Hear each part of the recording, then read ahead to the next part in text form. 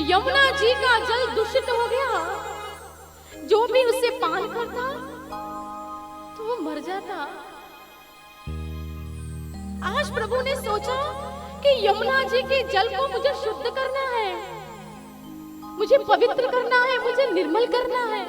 हमारे प्रभु अपने गौ के संग चल पड़ते हैं यमुना जी की ओर। यमुना जी की ओर गए। प्रभु की गैयों ने जल का पान किया तो ही गाय मूर्छित हो गई।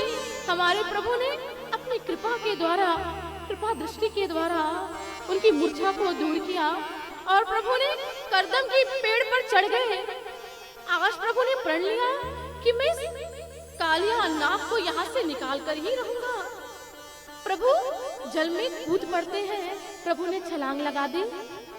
जैसे ही छलांग लगाई वहां पर कालिया नाग रहता था।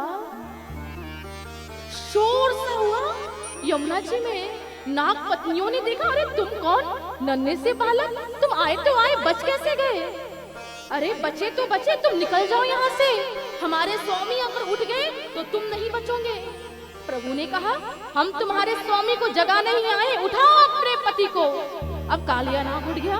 कालिया नाग क्रोधित हुआ, उठा, देखा नन्हा सा बालक।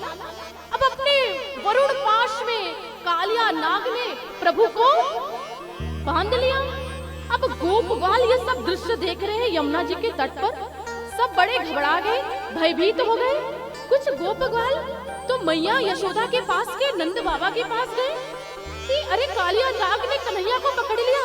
अब नंद बाबा, मैया यशोदा सब दौड़े दौड़े आ रहे यमुना जी के तट पर। रुदन करने लगे, विलाप करने लगे। कन्हैया ने देखा, अरे सब लोग बड़े ही परेशान हो रहे हैं। अब प्रभु ने हमारा क्या किया? अब ज्यादा लीला करना ठीक नहीं होगा। प्रभु ने अपना शरीर बढ़ाया। कालिया नाग की नस नस ढीली होने लगी। प्रभु उसके वरुण पाश से मुक्त होकर प्रभु उसके फणों पर आकर चढ़ गए और उसके फणों पर प्रभु ने तांडव नृत्य किया। जब तांडव नृत्य किया, आकाश मंडल में देवी देवता सब पुष्पों की वर्षा करने लगे, शंख ध्वनि बजने लगी। अरे नृत्य तो हमने बहुत देखा, पर आज तक ऐसा नृत्य, सर्प के ऊपर तांडव नृत्य, 101 वर्ण और उस पे तांडव नृत्य।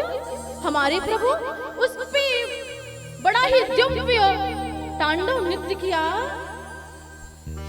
प्रभु उसके एक फण पर अपना चरण रखते, कालिया नाग अपने दूसरे फण से प्रभु को मारने का प्रयत्न करता। प्रभु उसके तीसरे फण पर पांव रखते तो वह प्रभु को डंक मारने का प्रयत्न करता। इस प्रकार कालिया नाग के जो फण है वो रक्त रंजित हो गए। अब बेचारी नाग पत्नियां घबरा गई, भयभीत हो गई।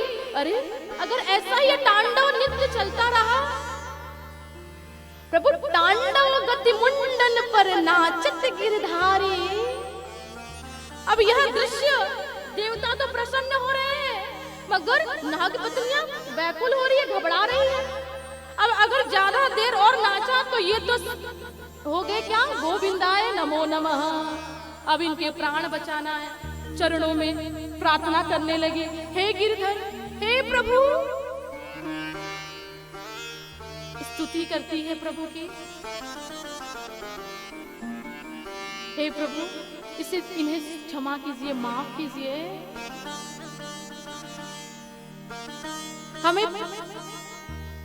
हमारे पति के जो प्राण हैं इसे बख्श दीजिए।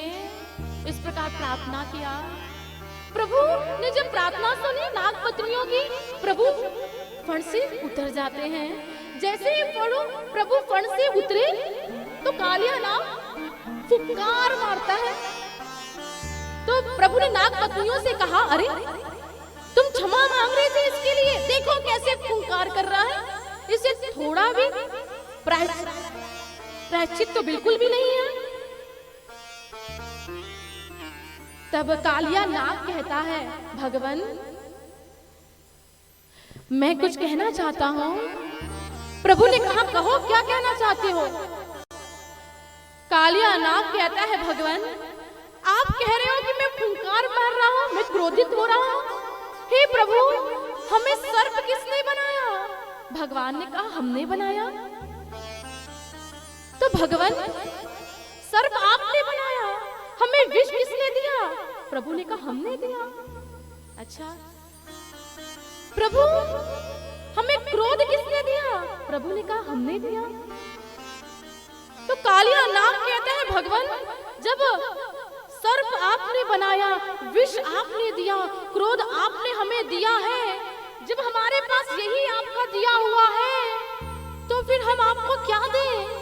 जो आपने दिया है वही तो अर्पण करेंगे। अब प्रभु मौन हो जाते हैं।